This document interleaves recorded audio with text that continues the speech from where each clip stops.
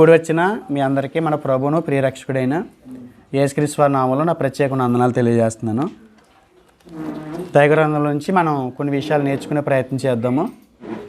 జాగ్రత్తగా దేవుని మాటలు ఆలకించాల్సిందిగా ప్రభుపేట మనం చేస్తున్నాను. మత్తయి సువార్త 8వ అధ్యాయము 23 నుంచి 27 వచనం వరకు ఒకసారి చదువుకుందాం. ఆయన ధోని ఎక్కినప్పుడు ఆయన శిష్యులు ఆయన వెంట వెళ్ళిరి. అంతటా సముద్రం మీద తుఫాను లేచినందున ఆ ధోని అలల చేత కప్పబడెను. అప్పుడు ఆయన నిద్రించుచుండగా వారు ఆయన వద్దకు వచ్చి, ప్రభువా, నశించిపోవచ్చున్నాము, మమ్మల్ని రక్షించమని చెప్పి ఆయనను లేపిరి. అందుకైన అల్పవిశ్వాసులారా ఎందుకు భయపడుచున్నారని వారితో చెప్పి లేచి గాలిని సముద్రమును గద్దెంపగా మిక్కిలి నెమ్మలమాయెను. ఆ మనుషులు ఆశ్చర్యపడి, ఈయన ఎట్టివాడో, ఈయనకు గాలియు సముద్రమును లోబడుచున్నవని చెప్పుకున్నారు. ఈరోజు మనం ధ్యానించబోతున్నటువంటి అంశం ఏంటంటే యేసుక్రీస్తు వారు చేసినటువంటి అద్భుతాలు, అందులోంచి ఆత్మీయ పాఠాలు. యేసుక్రీస్తు వారి యొక్క అద్భుతాలు, అందులో ఆత్మీయ పాఠాలు. యేసుక్రీస్తు వారు ఈ భూమి మీద ఉన్నప్పుడు ఎన్నో అద్భుతాలు చేసినట్టు దైవగ్రంథం చెప్తుంది. బైబిల్లో రాయబడిన వాటికంటే ఎన్నో లెక్కలేనన్ని, లెక్కకు మించినటువంటి అద్భుతాలు చేసినట్టు బైబిల్లో మనకి కనిపిస్తుంది. యేసుక్రీస్తు వారు ఎన్నో అద్భుతాలు చేశారు.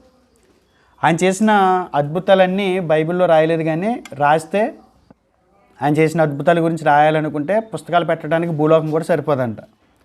అన్న అద్భుతాలు యేసుప్రభువు వారు చేసినట్టు మనకి దైవగ్రంథం, వేదగ్రంథం, బైబిల్ చెప్తుంది మనకి. కనుక అద్భుతాల వెనక దేవుడు మీ జీవితంలో ఇలాంటి అద్భుతాలే చేస్తాడు అనే సమాచారం కాకుండా ఆ అద్భుతాల ద్వారా కొన్ని ఆత్మీయ పాఠాలు నేర్చుకోవాలి అనే ఒక ఉద్దేశంతో దేవుడు ఆ అద్భుతాలు చేయించినట్టు మనకు కనపడుతుంది. ఒకసారి అద్భుతాల యొక్క ఉద్దేశం ఏంటి అని మనం అడిగినప్పుడు యోహాను సువార్త 20వ అధ్యాయం 30-31 వచనం చదువుతుందని మీరు చూడండి. మరియు అనేకమైన ఇతర సూచక్రియలను యేసు తన శిష్యులు ఎదుట చేశాను. అవి ఈ గ్రంథమందు రాయబడి ఉండలేదు, కానీ యేసు దేవుని కుమారుడని క్రీస్తు అని మీరు నమ్మునట్లును, నమ్మి ఆయన నామమందు జీవం పొందినట్లును ఇవి రాయబడాను. అద్భుతాలు ఎందుకు చేయబడ్డాయో ఇక్కడ యోహాను గారు చెప్తున్నాడు. సూచక్రియలు ఎందుకు చేయబడ్డాయో యోహాను గారు చెప్తున్నాడు. ఆ సూచక్రియలు లేదంటే అద్భుతాల వెనక యేసుక్రీస్తు వారు ఆయన ఎలాంటి వాడో, ఆయన మన జీవితాల్లో ఏం జరిగిస్తున్నాడో, ఏం చేయబోతున్నాడో అనే విషయాన్ని గుర్తెరగటానికి యేసుక్రీస్తు వారు అద్భుతాలు చేసినట్టు యోహాను గారు చెప్తున్నాడు. అయితే ప్రారంభ ఆది క్రైస్తవులు ఉన్నప్పుడు ఆయన చేసిన అద్భుతాలు చాలామంది నమ్మలేదు. ఎన్ని అద్భుతాలు చేసినా వాళ్ళు ఆయన మీద లక్కి పెట్టలేదు, ఆయన అందుకు విశ్వాసం ఉంచలేదని కూడా దైవగ్రంథం చెప్తుంది. ఒకసారి యోహాను సువార్త 12వ అధ్యాయము 37వ వచనం చూడండి. యేసు ఈ మాటలు చెప్పి వెళ్ళి వారికి కనబడకుండా దాగి ఉండెను. ఆయన వారి ఎదుట ఇన్ని సూచక క్రియలు చేసినను వారు ఆయన యందు విశ్వాసముంచరైరి. అంటే ప్రభు అనేక అద్భుతాలు చేసినప్పటికీ కూడా యూదుల్లో అనేకులు ఏం చేయలేదు, ఆయన అందు విశ్వాసం ఉంచలేదంట. అంటే అద్భుతం ప్రాముఖ్యం కాదు ఇక్కడ. యేసుప్రభు వారిని యూదులు నమ్మలేదా అంటే నమ్మారు. వాళ్ళ నమ్మకం ఎంతవరకు ఉందో చూపిస్తాను మీకు. అంటే అద్భుతాన్నే నమ్మండి అని కాదు అక్కడ. అద్భుతం వెనక ఏం నమ్మాలో, ఏ పాఠం నేర్చుకోవాలో దేవుడు చెప్తున్నాడు. ఒకసారి యోహాను సువార్త 10వ అధ్యాయము 31వ వచనం నుంచి చూద్దాం. 31 నుంచి నేను చదువుతాను, జాగ్రత్తగా చూడండి. యూదులు ఆయనను కొట్టవలనని మరలా రాళ్ళు చేత పట్టుకొనగా యేసు, తండ్రి వద్ద నుండి అనేకమైన మంచి క్రియలను మీకు చూపితిని, వాటిలో ఏ క్రియ నిమిత్తము నన్ను రాళ్లతో కొట్టుదురని వారిని అడిగాను. వాళ్ళు ఏం చేయాలని చూశారు? యేసుక్రీస్తు వారిని రాళ్లతో కొట్టాలని చూశారు. చూసినప్పుడు యేసుప్రభువు వారు వాళ్ళు చేస్తున్న పనిని చూసి ఆయన అంటాడు, నేను తండ్రి దగ్గర నుంచి అనేక మంచి క్రియలు చేశాను కదా, మీరు ఎందుకు నన్ను రాళ్లతో కొట్టాలని చూస్తున్నారు అని అడుగుతున్నాడు. అడిగినప్పుడు వాళ్ళు స్పందిస్తూ అంటున్నారు, నువ్వు చేసిన అద్భుతాలు, నువ్వు చేసినటువంటి సూచక్రియలు గురించి నిన్ను కొట్టట్లేదు అంటున్నారు. చూడండి, యేసు అడిగిన తర్వాత వాళ్ళు స్పందిస్తూ 33వ వచనంలో, నీవు మనుషుడివై ఉండి దేవుడినని చెప్పుకొనుచున్నావు గనక దేవదోషణ చేసినందుకే నేను రాళ్లతో కొట్టుదుము, కానీ మంచి క్రియలు లేదంటే అద్భుతాలు, సూచక్రియలు చేసినందుకు కాదని ఆయనతో చెప్పారు. అంటే వాళ్ళ ఉద్దేశం ఏంటంటే అద్భుతం తీసుకుంటున్నారు, కానీ యేసుక్రీస్తు వారిని తీసుకోవట్లా. చాలామంది అద్భుతాలు తీసుకుంటారు, అద్భుతాల వెనక పాఠాన్ని నేర్చుకోరు. యేసుప్రభువు వారు అద్భుతాలు చేసి ఆ గ్రంథంలో లిఖితం చేసి పరిశుద్ధాత్మని ద్వారా అది మన చేతుల్లో దేవుడు పెట్టాడు అని అంటే దాని వెనక ఏదో ఆత్మీయ పాఠం నేర్చుకోవడానికి, ఎన్నో ఆధ్యాత్మిక విలువలు నేర్పడానికి దేవుడు ఎప్పుడు కూడా సిద్ధంగానే ఉన్నాడు. మనం నేర్చుకోవడానికి సిద్ధపడాలి. ఇందాక మనం చదివినటువంటి వాక్య భాగంలో నుంచి కొన్ని పాఠాలు ఎలా నేర్చుకోవాలో మీకు చూపిస్తాను. యేసుప్రభువు వారు ఎన్నో అద్భుతాలు చేశారు. ఆ అద్భుతాల్లో తుఫానును నిమ్మలపరచడం అనేది ఒక అద్భుతం. తుఫాను, సముద్రం మీద వచ్చినటువంటి తుఫానుని నిమ్మలపరచడం అనేది ఒక అద్భుతం. మత్తయి సువార్త 8వ అధ్యాయము 23 నుంచి 27 వరకు మనం చదివాం కదా. ఈ అద్భుతాన్ని 3 సువార్తికులు రాశారు. మార్కు సువార్త 4వ అధ్యాయము 15 నుంచి 41 వరకు కూడా ఈ విషయం మనకు కనిపిస్తుంది. అలాగే లోక సువార్తలు కూడా మనకి ఇదే సందర్భం 8వ అధ్యాయము 22 నుంచి 25 వరకు మనకు కనిపిస్తుంది. అంటే ఒక అద్భుతాన్ని 3 సువార్తికులు, 3 రచయితలు కోట్ చేశారు.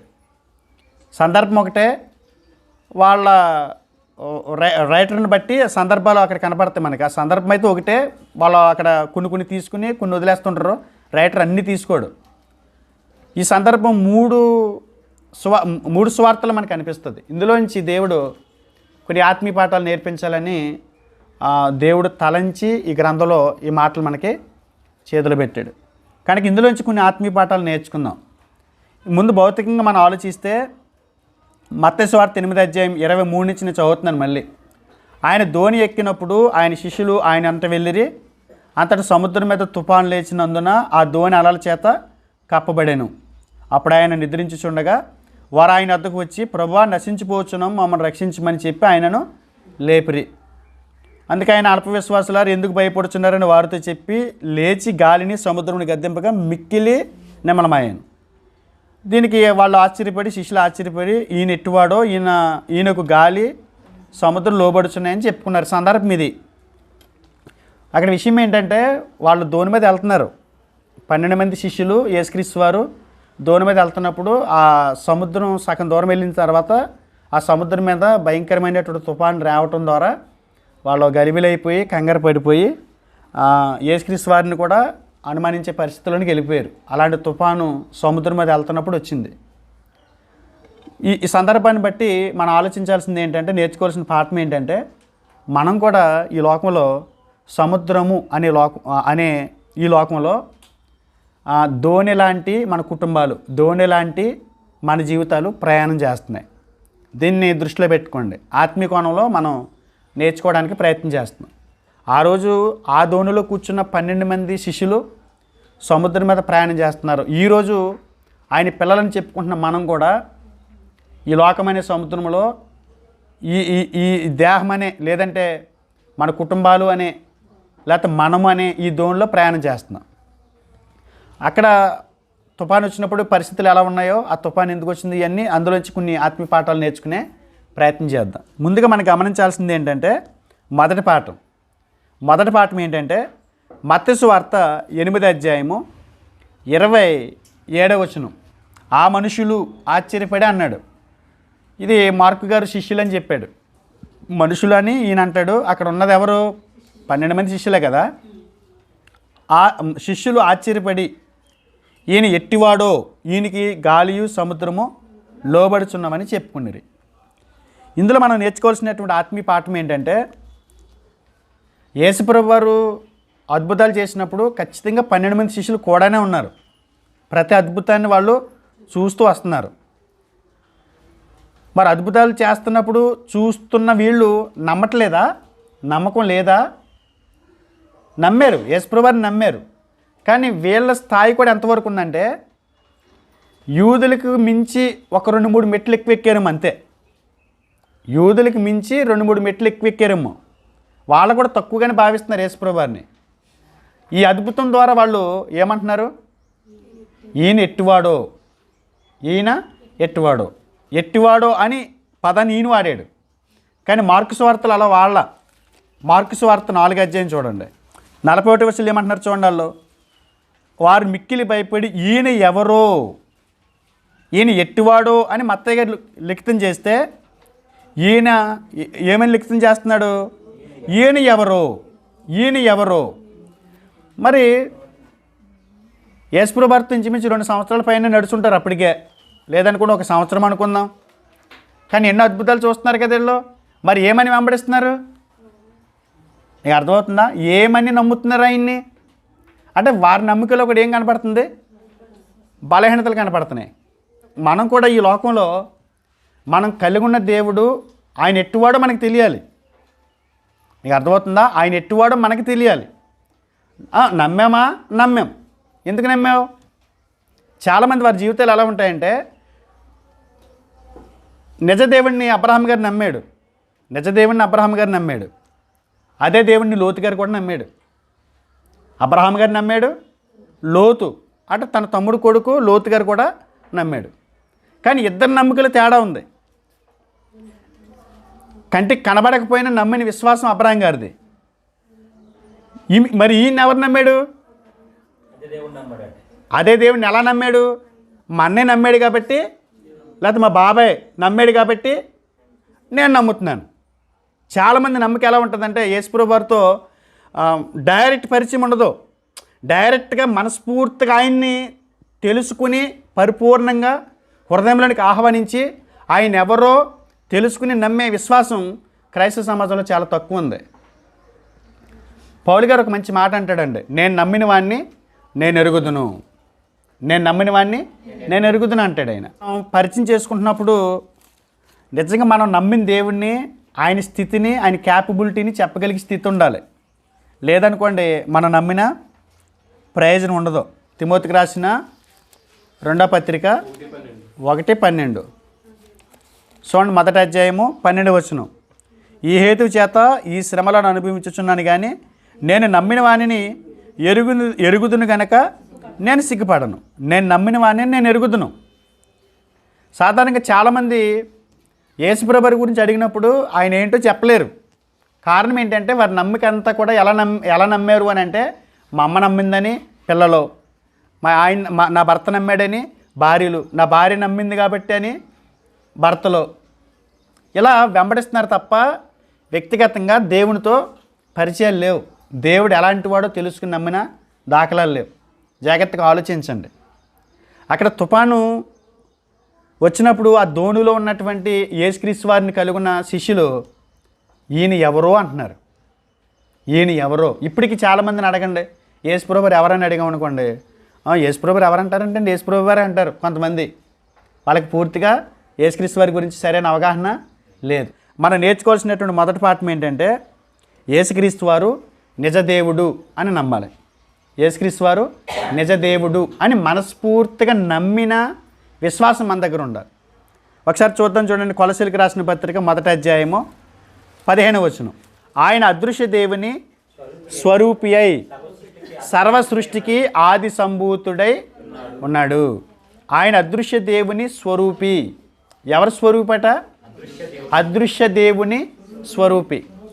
సర్వ సృష్టికి ఆది సంభూతుడు, ఆధిపత్యం చేసేవాడు, ఏలుబడి చేసేవాడు, నడిపించేవాడు. యేసుక్రీస్తు వారి గురించి బైబిల్ ఇస్తున్న స్టేట్మెంట్ అండి ఇది. 16వ వచనం చూడండి. ఆ ఆకాశమందున్నవి, భూమి అందున్నవి, దృశ్యమైనవి, అదృశ్యమైనవి, అవి సింహాసనాలైనా, ప్రభుత్వాలైనా, ప్రధానులైన, అధికారులైన సర్వమును ఆయన యందు సృజింపబడెను. సర్వమును ఆయన ద్వారా ఆయనను బట్టి సృజింపబడెను. అంటే సృజింపబడెను, చేసెను ఎవరు చేస్తారండి? సృష్టికర్తే కదా, దేవుడే చేయగలడు ఏదైనా. అంటే ఇవన్నీ ఎవరి వల్ల కలిగినాయని బైబిల్ చెప్తుంది? యేసుక్రీస్తు వారి వల్ల కలిగినాయని చెప్తుంది. ఆయన అదృశ్య దేవుని స్వరూపి. ఆయన ఏం చేశాడని చెప్తుంది బైబిల్. కొలసీ పత్రికలు పౌలు గారు ఏం చెప్తున్నాడు? సృష్టిని కలిగించిన సృష్టికర్త అంటున్నాడు. అంటే యేసుప్రభు ఎవరు? సృష్టికర్త అంటే దేవుడు. సృష్టికర్త అంటే ఎవరు? దేవుడే. ఈయన ఎవరో అని అలా అంటున్నారని అంటే ఆయన ఏమని నమ్మలేదు? ఆయన అదృశ్య దేవుని స్వరూపాన్ని నమ్మలేదు. వారికి పూర్తి నమ్మకం లేదు. ఆ అద్భుతాన్ని, ఆ సముద్రాన్ని, ఆ గాలిని గద్దించగానే నిమ్మలం అయిపోయిందంట. ఆ నిమ్మలం అవ్వంగానే ఏమైంది? వాళ్ళకి డౌట్ వచ్చింది, ఇదేంటిది అయ్యి బాబోయ్, మేము ఇంకేదో రోగాలు తగ్గిస్తున్నారు, లేకపోతే దెయ్యాలను వెళ్ళగొడుతున్నాడు, రాళ్ళని రొట్టెలుగా చేసి ఆహారం చేస్తున్నాడు, ఇలాంటి అనుకున్నాం. కానీ సముద్రమే లోబడిపోతుంది అంటే సముద్రం అక్కడ వచ్చిన తుఫాను గురించి మీకు చెప్తాను. అక్కడ తుఫాను వచ్చిందని రాసింది కదా, తుఫాను అనేటువంటి ఆ పదం తెలుగులో రాశారు తుఫాన్ అని. అసలు గ్రీక్ బైబిల్లో తుఫాను అని రాయబడిన ఆ పదానికి గ్రీక్ బైబిల్లో ఉన్నది ఏంటో తెలుసా? భూకంపానికి వచ్చిన ప్రతి చోట వాడిన పదం అక్కడ వాడాడు. అంటే సముద్రంలో వచ్చింది తుఫాను కాదు, తుఫాను లాంటి భూకంపం. దాన్ని మరొక రకంగా చెప్పాలంటే సునామీ అనొచ్చు. అంటే అక్కడ పరిస్థితి ఎలా ఉందో చూడండి, ఎంత గలిబిలిగా ఉందో చూడండి, సముద్ర అలలు ఎలా ఉన్నాయో చూడండి, దాని పరిస్థితులు ఎలా ఉన్నాయో చూడండి.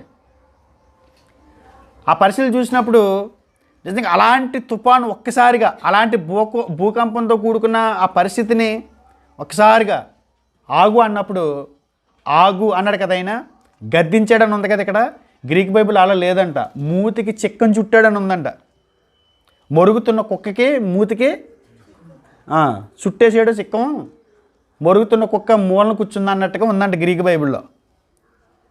ఒకసారి మొరుగుతుంది రొట్టెంటే వెళ్ళివాళ్ళ మీద, సడన్గా ఆగు అనేదోడికి ఆగింది అనుకోండి, మనం ఏమనుకుంటాం? ఆయన మాట ఇదేంటిది, ఇప్పుడు దాకా రోడ్డంటే వెళ్ళివాళ్ళు వచ్చి వాళ్ళకి మొరుగుతుంది, ఆయన మాట ఎలా వినేసింది, ఆ వ్యక్తి మాట అని అనుకుంటాం కదా, ఆశ్చర్యపోతాం కదా. అసలు సముద్రాన్ని అలా ఆపాడంట ఆయన.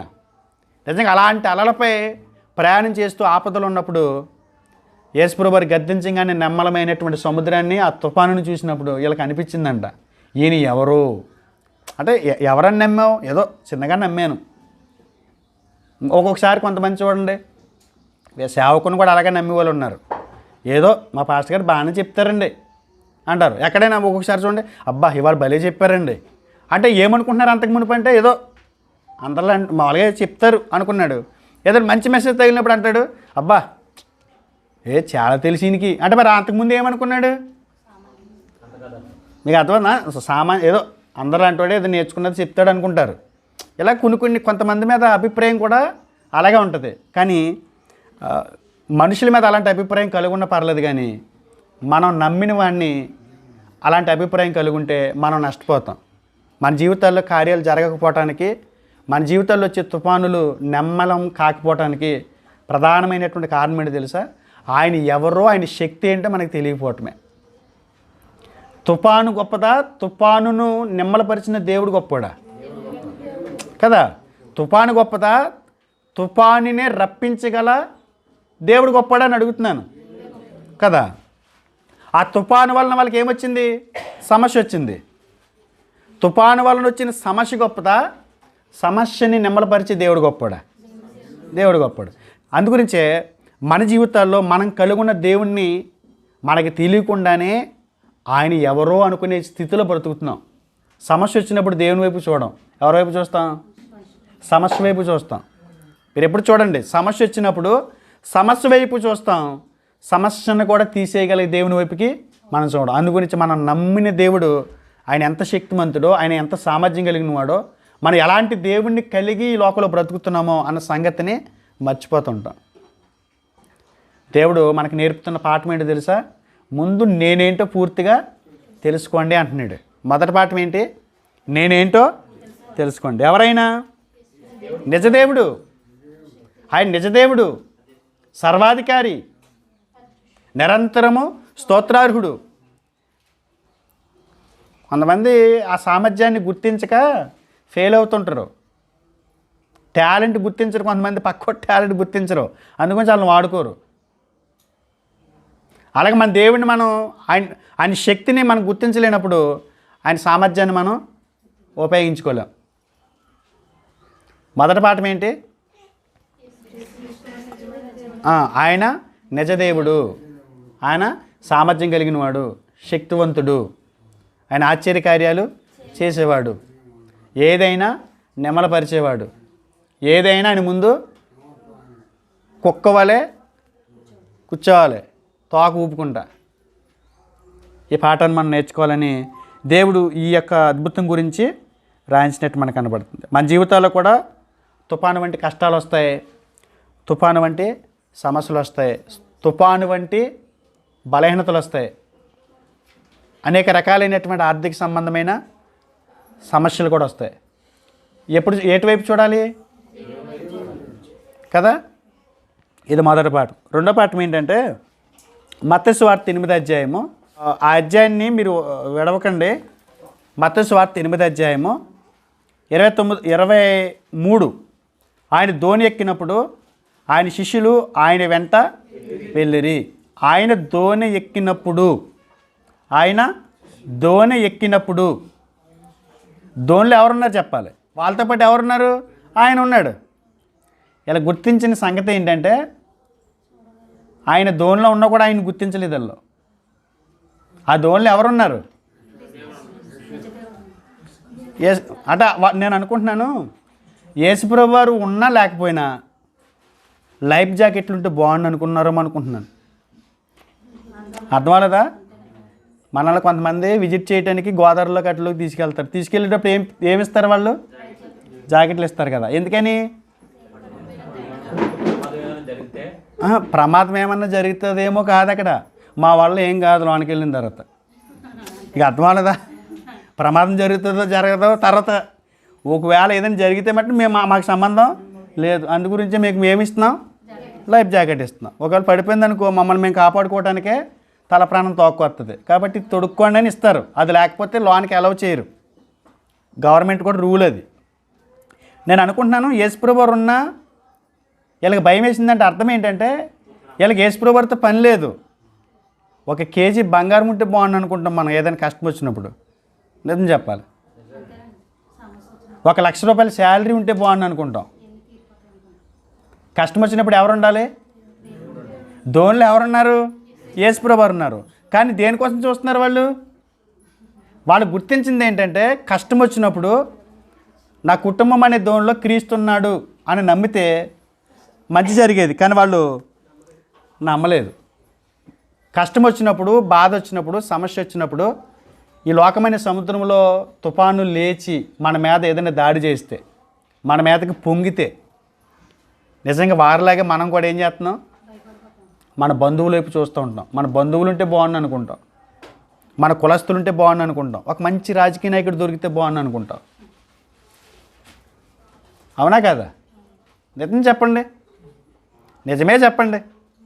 ఏమనుకుంటాం? ఇవన్నీ ఒక ఆయన ఎవరంటే ముఖేష్ అంబానీ కొడుకు. ఏం పేరు అవుతుంది? అనంత్ అంబానీయా? అనంత్ అంబానీ కొడుకు అనంత్ అంబానీ. అంటే అతని గురించి తెలియకుండానే నేను ఒక అభిప్రాయానికి వచ్చేసి తప్పు చేశాను. కానీ అక్కడ జరిగింది ఏంటంటే మొన్న నిశ్చితార్థం జరిగింది. నిమిషానికి 22 లక్షలు ఖర్చు పెట్టారంటమ్మా. నిమిషానికి 22 లక్షలు ఖర్చు పెట్టారంట. 2500 రకాల కూరలు అంట ఆయన నిశ్చితార్థానికి. ఐటమ్స్ మొత్తం భోజనానికి వచ్చిన వాళ్ళకి 2500 ఐటమ్స్ అంట. పెళ్ళికి 1000 కోట్లు. పెళ్లి నిశ్చితార్థ కార్యక్రమానికి 1000 కోట్లు పక్కన పెట్టాడంట. మీకు విషయం చెప్పనా? ఆ కుర్రోడు పెట్టుకున్న వాచ్ 76 కోట్లు. 76 కోట్లు. ఆ పక్కన నిశ్చితార్థానికి 7 సంవత్సరాల నుంచి ప్రేమించుకుంటున్నారంట. ఇష్టపడి పెళ్లి చేసుకుందామని ప్రిపేర్ అయ్యారు. ఆ అమ్మాయి ధరించిన ఈ బ్లౌజు 148 కోట్లు అంట. 148 కోట్లు. మీరు చూడండి, యూట్యూబ్లోకి వెళ్ళి చూడండి. పేపర్ వాళ్ళు ఇచ్చిందే, TV9, NTV వాళ్ళు చెప్పిందే. సమాచారం లేకుండా ఏం చెప్పరు. అక్కడికి వచ్చింది ఎవరో తెలుసా? సెలబ్రిటీలు, క్రికెటర్లు, విరాట్ కోహ్లీ, సచిన్ టెండూల్కర్, సినిమా యాక్టర్లు, సెలబ్రిటీలు, పెద్ద పెద్ద కుబేర్లు అయినటువంటి బంధువులు. నిజంగా నేను అనుకున్నాను అని చాలా తక్కువ భావించాను ఆ బ్రదర్ని. కానీ అక్కడ విషయం ఏంటంటే వాళ్ళందరి ముందు చెప్పాడు ఒక మాట. మీరు అనుకుంటున్నారు కదా డబ్బు ఉంటే సంతోషం ఉంటుందని, డబ్బు ఉంటే ఏదైనా చేయొచ్చు అని. కానీ డబ్బు ఉంటే ఏమీ జరగదు. నానా బాధలు పడుతుందని చెప్పాడు ఆ సెలబ్రిటీలు అందరి ముందు. నిజంగా కొన్ని సందర్భాల్లో దేవుడు ఎలాంటి టైంలో అయినా సరే ఎలాంటి వ్యక్తినైనా వాడుకుంటాడని బైబిల్లో ఉంటుంది. ఒకసారి చూడండి, కీర్తన 55:19 చూడండి. పురాతన కాలం మొదలుకొని ఆసీనుడగు దేవుడు మారు మనసు లేని వారే తనకు భయపడని వారికి ఉత్తరం ఇచ్చును. అక్కడ ఆ సెలబ్రిటీలతో ఏం చెప్పాడు తెలుసా? నిజంగా అక్కడ కూర్చున్న వాళ్ళు అందరూ అనుకుంటారు, అక్కడికి వచ్చిన ధనవంతులు అందరూ అనుకుని ఉంటారు ఏమైనా సరే ముఖేష్ అంబానీల స్థాయిలోకి మనం వెళ్ళాలని. ఆ కుర్రాడు చెప్పాడు, మా స్థాయిలోకి వస్తే మిగిలేది ఏమీ లేదు. ఈ భూమి మీద సంపాదించుకోవాల్సింది ఏంటో తెలుసా?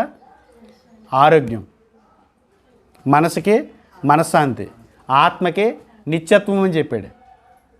మనం ఏమనుకుంటున్నాం? అది ఉంటే ఈ కష్టాలన్నీ తీరిపోతాయని మనం అనుకుంటున్నాం. ఆయన ఏమనుకుంటున్నాడు? వారిలాగా ఇవన్నీ లేకుండా ఉంటే నేను ఆరోగ్యం ఉందినేమో అని. చిన్న ఆస్తమా, ఉపశం. ఆ కుర్రాడికి ఏంటంటే ఉపశం. ఉపశానికి అసలు మెడిసిన్ లేదు, జరగదని చెప్పారండి డాక్టర్లు. మొత్తం ప్రపంచంలో ఉన్న డాక్టర్లు అందరినీ తీసుకొస్తే ఆఖరికి ఎక్కడో ఒక డాక్టర్ దొరికాడు. ఆ డాక్టర్ గారు మెడిసిన్ ఇచ్చాడు ఉపశానికి. ఆ వ్యాధి వస్తే మెడిసిన్ ఇచ్చాడు, చాలా స్పీడ్గా తగ్గిపోయిందంట. విషయం ఏంటంటే ఆ ట్యాబ్లెట్ల ప్రభావం బాడీ మీద పడిపోయి 180 కేజీలు అయిపోయాడు. చాలా అందంగా ఉన్నాడండి ఒళ్ళు లేనప్పుడు, ఈ ట్యాబ్లెట్లు వాడకముందు. ఇంత లావు అయిపోయి పాపం చూడలేకపోతున్నాం. నిజంగా పడుతున్న మనోవేదన మామూలు వేదన కాదంట. ఈ వాచి ఆనందాన్ని ఇస్తుందా? 76 కోట్ల రూపాయల వాచి. అన్ని కోట్ల రూపాయలు బంధువులు ఆ కష్టాన్ని తీర్చగలరా? ఆ బాధను తీర్చగలరా? అతనికి కావాల్సింది ఏంటి? సంపూర్ణమైన ఆరోగ్యం, మానసిక ప్రశాంతత కావాలి. చాలా మంచి స్టేట్మెంట్ ఇచ్చాడండి ఆ కుర్రాడు. ఏడుస్తూ ఆ కుర్రాడు మాట్లాడుతుంటే తల్లిదండ్రులు బోర్ని ఏడుస్తున్నారు. కోట్ల ఆస్తుందండి. నిమిషానికి 22 లక్షలకు వచ్చి పెట్టాడంటే ఏ స్థాయిలో కుబేరుడో మీరు లెక్క పెట్టుకోండి. మనం ఏమనుకుంటాం? అలా ఉంటేనా ఏంటది? అలా ఉంటేనా నేనైతేనా ఏం చేస్తావు? నువ్వు కూడా అలాగే ఎడుతావు అక్కడ కూర్చుని. ఏముండదు. మనం అనుకుంటాం మన కుటుంబాల్లో ఏసి తప్ప ఏదైనా ఉంటే బాగుంది అనుకుంటాం. కానీ మన జీవితాల్లో ఈ సముద్రం అనే ఈ యాత్రలో మన దోణిలో ఏసి ఉంటే ఏమి అక్కర్లా. ఎందుకంటే మనశ్శాంతి ఇచ్చేది ఆయనే, ఆరోగ్యాన్ని ఇచ్చేది ఆయనే. చాలామంది అటువైపు చూస్తారు కాబట్టి దెబ్బతింటున్నారు. నిజంగా వాళ్ళు దోణిలో ఏసుక్రీస్తున్నాడన్న సంగతి వాళ్ళు ఏం చేశారు? మర్చిపోలేదు. ఏసున్నా ఏం కావాలి వీళ్ళకి? ఏసుక్రీశ్వరుని ఏం కావాలి? ఒక కొంత డబ్బు ఉంటే బాగున్ను, ఒక ఉద్యోగం ఉంటే బాగున్ను, ఒక వ్యాపారం ఉంటే బాగున్ను, అప్పులు తీర్చే మార్గం ఉంటే బాగున్ను. ఏం నేర్పుతున్నాడు దేవుడు మనకి? నేనుంటే అవన్నీ ఉన్నట్టే. అవన్నీ ఉన్నట్టే. మన జీవితాల్లో ఫెయిల్ అయిపోయాం మనం. ఒక విషయం మీరు గుర్తుపెట్టుకోండి. కష్టం వచ్చినప్పుడు, ఇబ్బంది వచ్చినప్పుడు, శ్రమ వచ్చినప్పుడు మనతో మన ప్రభు ఉన్నాడని గుర్తెరగాలి. లేదనుకుంటే నీ జీవితంలో అద్భుతం జరగదు. నీ సమస్యకి సొల్యూషన్ దొరకదు, నీ సమస్యకి పరిష్కారం దొరకదు. ఒకటి, ఆయన శక్తిని మనం గుర్తించాలని ఆయన అద్భుతం చేశాడు. 2, ఆయన మనతో ఉన్నాడన్న సంగతిని మనకు జ్ఞాపం చేస్తున్నారు. ఒకసారి కీర్తన 33:16 చూడండి. ఏ రాజును సేనా బలము చేత రక్షింపబడడు. చూడండి, ఏ వీరుడును అధిక బలము చేత తప్పించుకొనడు. ఏదైనా ఒక కష్టం వచ్చినప్పుడు, ఒక బాధ వచ్చినప్పుడు మనం ఎవరెవరి దగ్గరకు పరుగులెత్తుకెళ్తాం. ఎవ్వరూ రక్షించరంట, వాళ్ళు ఎవ్వరూ రక్షించలేరంట. అదని చెప్పాడు. బాడీ గార్డులు పెట్టుకుంటారు, జడ్ కేటగిరీ పెట్టుకుంటారు, డబల్ జడ్ కేటగిరీ పెట్టుకుంటారు. జడ్ కేటగిరీ అంటే ఇక అది హై, ఇక భయం ఎక్కువైనోడు పెట్టుకుంటాడు. అది ఒకవేళ వాళ్ళ ఆయన కాపాడగలరా? రాజీవ్ గాంధీని ఎవరైనా కాపాడగలిగారా? ఇందిరాగాంధీని చంపేసింది ఎవరు? వాళ్ళే, బాడీ గార్డ్లే చంపేశారు. నువ్వు సెక్యూరిటీగా పెట్టుకున్న వాళ్ళే లేపేశారు. మన జీవితంలో కూడా అంతే. ప్రభువు కంటే పెద్ద సెక్యూరిటీ ఎవరు మనకు లేరు. ప్రభు కంటే సెక్యూరిటీ మనకి ఎవరు లేరు. ఆయనే పెద్ద సెక్యూరిటీ. ఆయనే మనకి ఆశ్రయదుర్గం. ఆశ్రయదుర్గం అంటే, దుర్గం అంటే వరదలు వచ్చినప్పుడు ఏర్పాటు చేస్తారు కదా. లేకపోతే ఏదైనా సైన్యం దాడి చేసినప్పుడు ఉంటాయి కదా నివాసం ఉండడానికి. సో అలాంటివి ఆయనే మనకి ఆశ్రయదుర్గం. ఎలాంటి తుఫాన్లు వచ్చినా మనం తప్పించుకోవచ్చు. చాలామందికి వారి విశ్వాసంలో కొనసాగుతున్నామని చెప్తున్నారు, కానీ సమయం వచ్చినప్పటికీ ఆయన ఎవరో మర్చిపోతున్నారు, ఆయన మనతో ఉన్నాడన్న సంగతిని కూడా వాళ్ళు మర్చిపోతున్నారు. రెండో పాఠం ఈ వచనం ద్వారా మనకి ఈ సందర్భాన్ని బట్టి దేవుడు నేర్పిస్తున్నాడు. మూడో పాఠం ఏంటంటే మత్తయి సువార్త 8:23 మళ్ళీ చదువుదాం. ఆయన ధోని ఎక్కినప్పుడు ఆయన శిష్యులు ఆయనతో వెళ్ళిరి. అంతటా సముద్రం మీద తుఫాను లేచినందున ఆ ధోని అలల చేత కప్పబడింది. ఇప్పుడు ధోనిలో ఎవరున్నారు? యేసుక్రీస్తు వారు ఉన్నాడు కదా.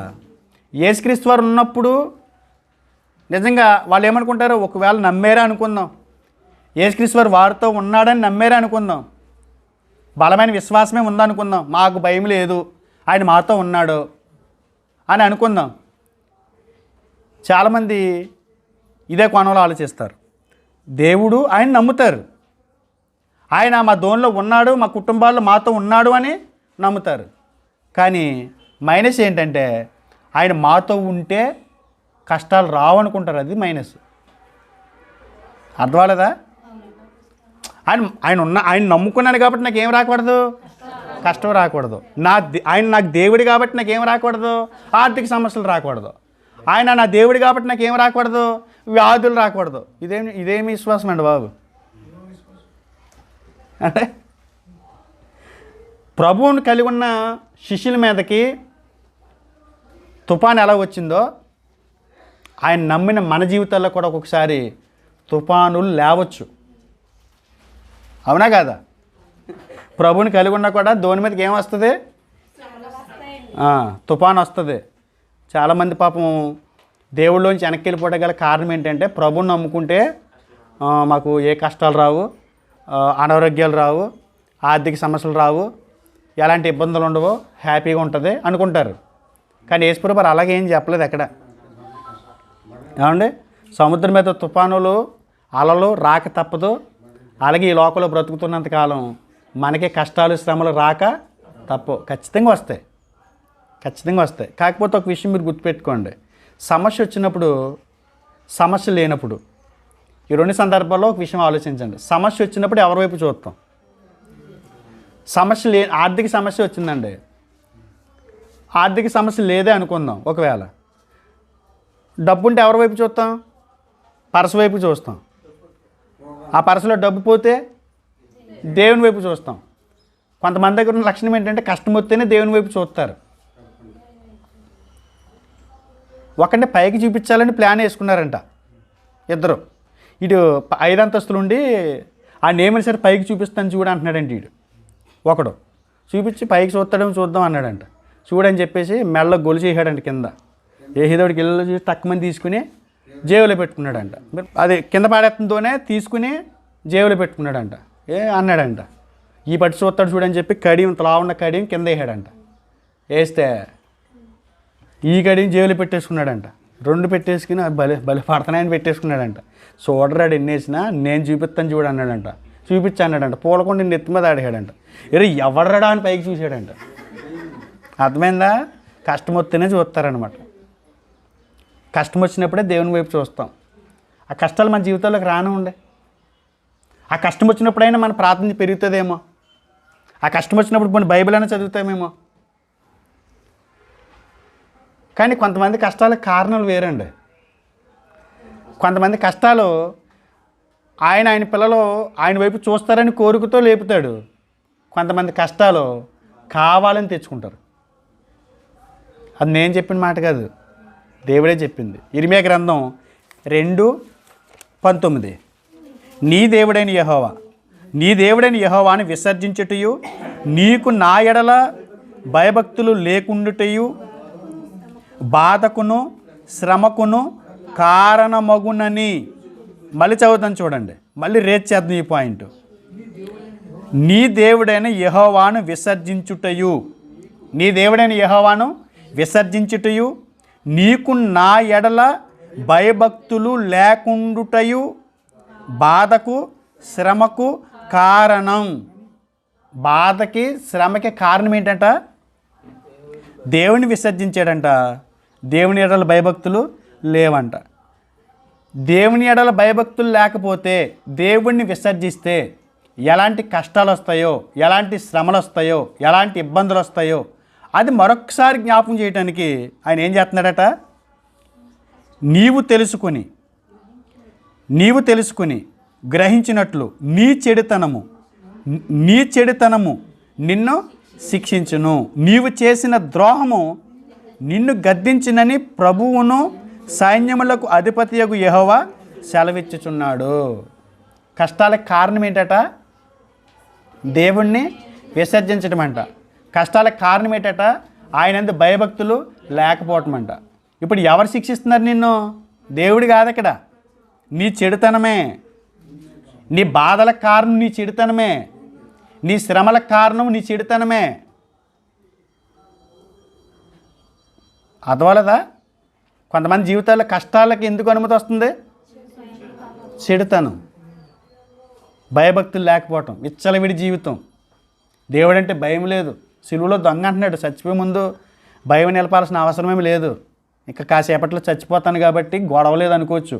కానీ ఏమన్నాడు తెలుసా సిలువలో దొంగ మరొక దొంగని, నీవు దేవునికి భయపడవా? చచ్చిపోయేటప్పుడు ఇంకెందుకు భయం? పోతున్నాగా, ఇక జీవితం ఉంది అనుకుంటే భయపడాలి. ఇక కొంతకాలం ఈ భూమి మీద ఒక 10 ఏళ్ళు నేను బతకాల్సిన అవసరం ఉంది కాబట్టి ఆయన ఎందుకు భయభక్తులు కలిగి ఉంటే ఆయన చేస్తాడని అనుకోవాలి. చచ్చిపోయేవాడికి ఇంక భయం ఎందుకు? దేవుడు అంటే ఇంక చచ్చిపోయిన తర్వాత ఎవరు చూసి వచ్చాడు అనుకోవాలి దొంగ. కానీ అప్పుడు కూడా ఏమంటున్నాడు తెలుసా, నీవు దేవునికి భయపడవా? చాలామంది వారి జీవితాల్లో దేవుడంటే భయం లేదండి. ఒక్కసారి ఆయన నీ జీవితంలో చిన్న కునుకుపాటు వేస్తే, ఇజ్రాయేల్ ప్రజలు మిమ్మల్ని కాపాడువాడు కునుకడు నిద్రపోడని వాగ్దానం చేసిన దేవుడు ఏం చేయడంట, ఆయన కునకడు నిద్రపోడని వాగ్దానం చేసిన దేవుడు బబులోను నీళ్ళు వచ్చినప్పుడు నిద్రపోయాడంట.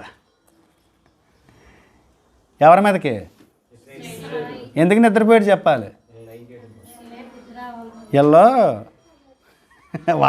వాళ్ళే కావాలి వీడికి, వెళ్ళండి అప్పుడు తెలుస్తుంది మీకు. ఒక 70 ఏళ్ళు అయిన తర్వాత నేను లేపుతాను మీ విషయంలో.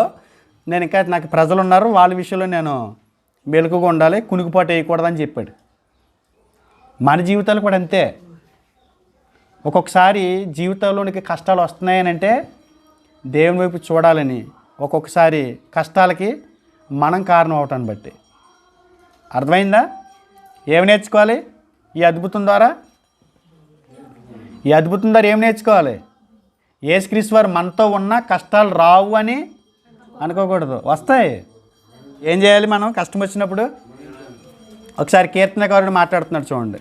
కీర్తనకారుడు రోజుకి 3 మార్లు ప్రార్థన చేసేవాడు, కీర్తనలు పాడేవాడు. కీర్తన 23:4, గాఢాంధకారపు లోయలో నేను సంచరించినను ఏ అపాయమునకు భయపడను. గాఢాంధకారపు లోయలో నేను సంచరించినను ఏ అపాయమునకు భయపడను. అంటే గాఢాంధకారపు లోయలో ఆయన ఎందుకు సంచరించాలి? అంటే గాఢాంధకారపు లోయలు ఆయన జీవితంలో కూడా ఎదురవుతాయా? భక్తుడు కదా, రోజుకి 7 మార్లు ప్రార్థించేవాడు, 3 మార్లు ప్రార్థించేవాడు, ఎల్లప్పుడూ దేవుని స్తుతించేవాడు, రాజు, నిజదేవుని కలిగినటువంటి వాడు. మరి అలాంటి వాడి జీవితంలో కూడా ఏమొస్తాయి? గాఢాంధకారపు లోయలో నడవాల్సిన పరిస్థితి వస్తుందా? నడాలి.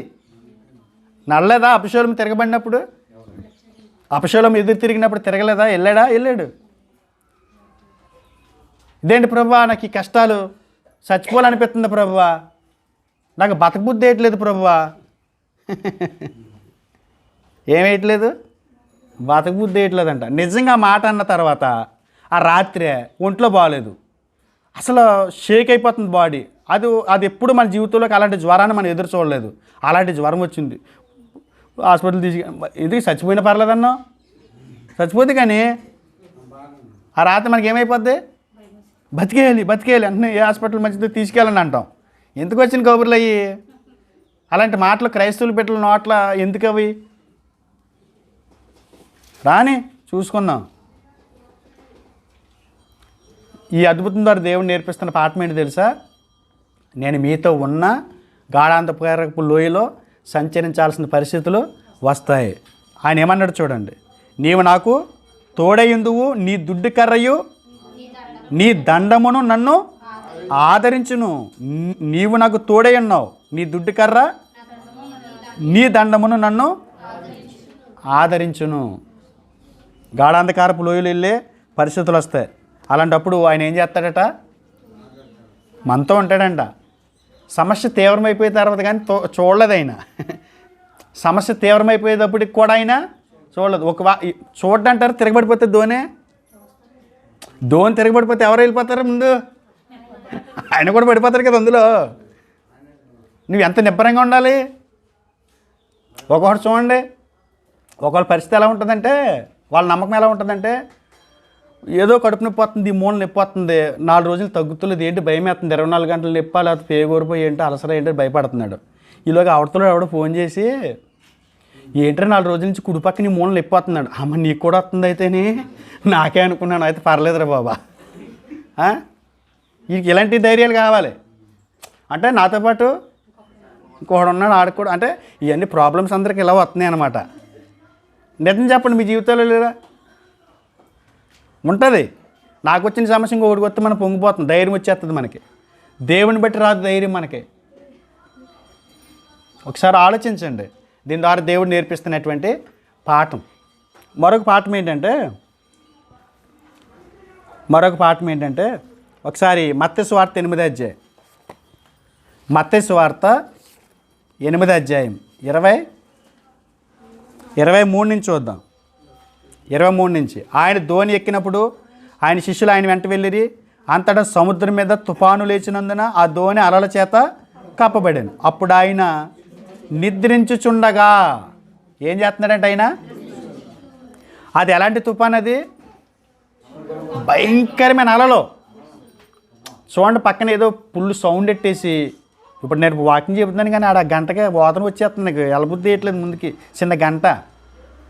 కొన్ని సందర్భాల్లో మనం చిన్న సౌండ్ వచ్చేసినా లేచిపోతాం. ఇప్పుడు గణేష్ కూడా అలాగే లేచిపోతున్నాడు, గుండు సూది పడితే టక్మ లేచి కూర్చుంటున్నాడంట. వీళ్ళకి జాగారం ఇంకా. అంటే చిన్న శబ్దానికి కూడా స్పందించేస్తాడు, వెంటనే లేచిపోతాడు. అందుగురించి వాళ్ళు ఏంటంటే, తుమ్ము వచ్చినా దగ్గు వచ్చిన బయటకు వెళ్ళి దగ్గు బయటకు లోనికి వస్తున్నారండి, లేచిపోతాడు, మళ్ళీ నిద్రపోద్దని. అంటే ఒక్కొక్కడికి ఎలా ఉంటుందంటే మైండ్ శబ్దాలకి తట్టుకోలేదు. ఈ సముద్రం మీద ప్రయాణం చేస్తున్న ఈ ధోనిలో యేసుప్రభువు వారు ఆ అరమర మీద పడుకుని నిద్రపోతున్నాడు. ఇది ఎలా ఉందో ఒకసారి ఊహించండి. ఎలా పడుకున్నాడు ఆయన? ఇలా లేచి ధోనే అంత ఎత్తులేసి మళ్ళీ ఇలా అలలు, భయంకరమైనటువంటి శబ్దాలు, కెరటాలు, విపరీతమైనటువంటి శబ్దం. ఆ శబ్దం మధ్య ఎలా పడుకున్నాడంటే ఆయన చెప్పాలి. ఎలా పడుకున్నాడు? ఇప్పుడు పడుకుంటున్నారు. ఈ వాక్యం ఇంత గట్టిగా అరుతున్నా ప్రశాంతంగా. నిద్రలో 2 రకాలు ఉన్నాయి. అది గుర్తు చేశారు, బాగా గుర్తు చేశారు. చిన్న కునుకుబాటు ఒక పాఠం. 2 రకాల నిద్రలు ఉన్నాయి. ఇక్కడ యేసుప్రభువు వారు నిద్రపోయిన నిద్ర గురించి నేను మాట్లాడుతున్నాను. అప్పుడు యేసుప్రభువు వారు కూడా నిద్రపోయాడు కాబట్టి నిద్రలో కూడా ఈ పాఠం నేర్చుకోవచ్చా అనుకున్నారనుకో, నాకు సంబంధం లేదు. యేసుప్రభువు వారు వాళ్ళ శిష్యులతో ఉండి పడుకున్నాడు, మన పడుకుంటే ఏమొచ్చింది సంఘంలో ఉండి అనుకుంటారేమో. నేను చెప్తున్నాను, ఎంత భయంకరమైన అలజడి వచ్చినా కూడా ప్రశాంతంగా యేసుప్రభువు వారు పడుకున్నాడు అని అంటే, ఆ నిద్ర లేఖనాల్లో ఒక విషయాన్ని నేర్పిస్తుంది. ఒకసారి చూడండి, అక్కడికి వెళ్దాము.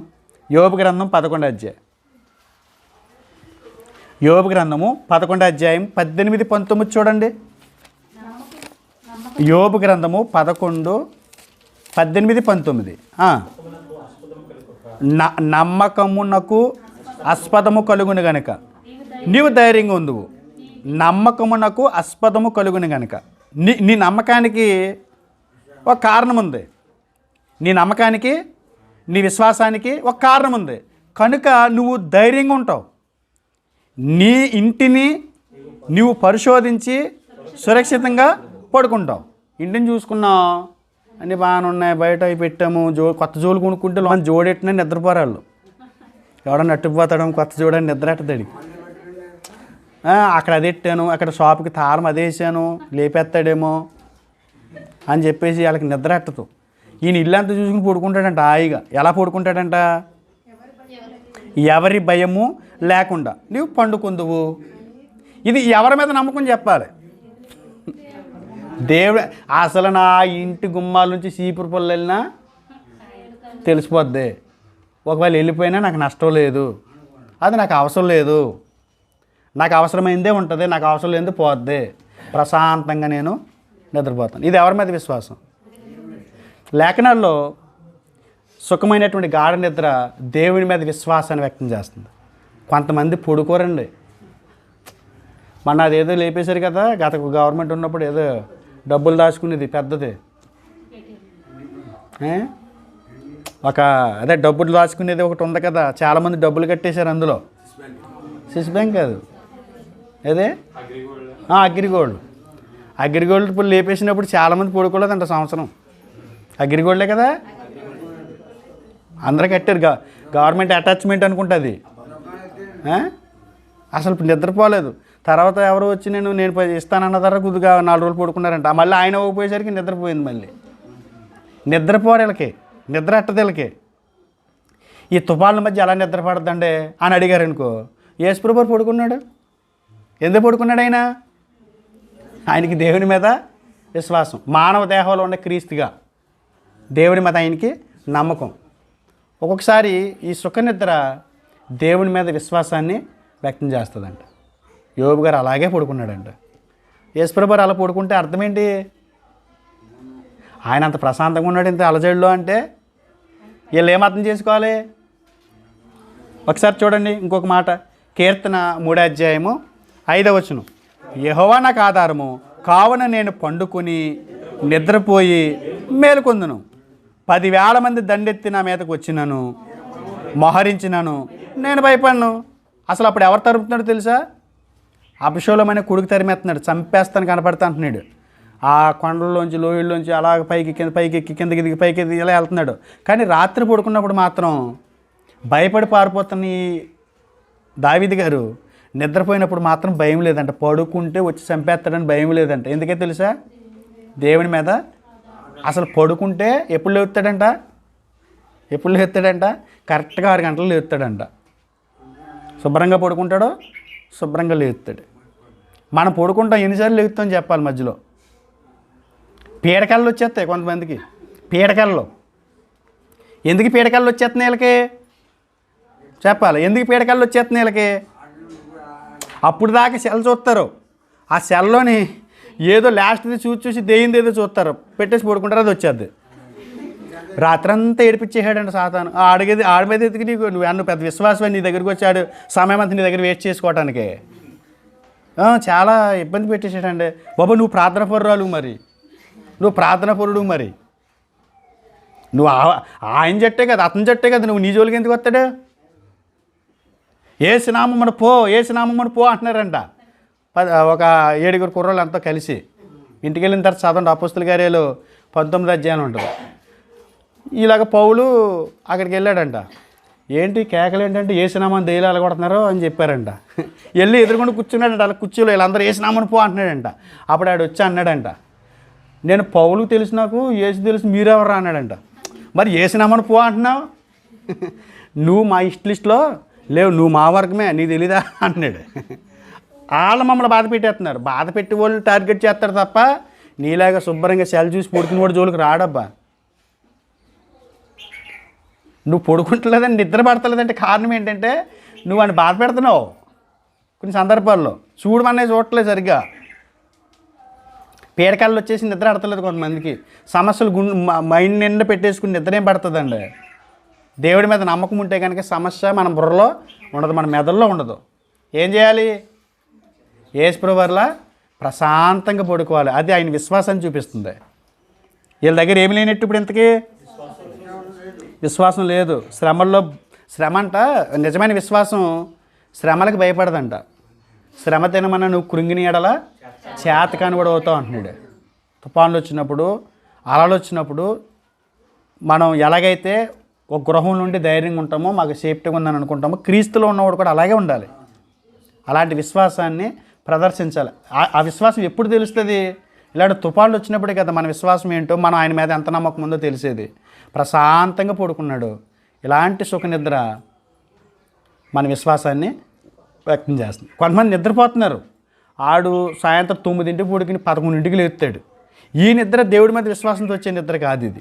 దరిద్రాన్ని మూట కొట్టుకోవటం వల్ల వచ్చే నిద్ర. ఏ నిద్ర? ఒకసారి చూడండి, సామెతల గ్రంథం, నేను చెప్పిందేం కాదు అది. సామెతల గ్రంథం 6వ అధ్యాయం 9వ వచనం. సోమరి ఎవడీడు? వీడి నిద్ర కారణం ఏంటి? సోమరిపోతనం, శుభ్రంగా తినేయటం, పడుకోవటం. సోమరి ఎందాక నువ్వు పండుకునేందువు, ఎప్పుడు నిద్ర లేచేదవు? ఇక కొంచెము నిద్రించేదనని, కొంచెము కునికెదనని, కొంచెం సేపు చేతులు ముడుచుకొని పరుండదునని నువ్వు అనుకొనిచుందువు. దోపిడిగాడు వచ్చినట్లు దారిద్ర్యం నీ వద్దకు వచ్చును. ఎక్కువ నిద్రపోయావా? మీ ఫ్రెండ్ వచ్చేస్తాడంట. ఎవడో?